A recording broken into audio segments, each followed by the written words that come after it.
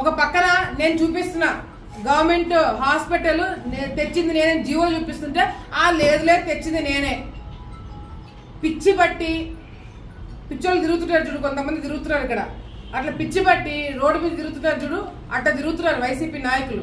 నేను తెచ్చినా నువ్వు కాదురా బాబు, ఇదిగో జీవో చంద్రబాబు నాయుడు ఇచ్చింది జీవో, నేను మంత్రికి ఉన్నప్పుడు తెచ్చినా అంటే లేదు నేనే తెచ్చిన.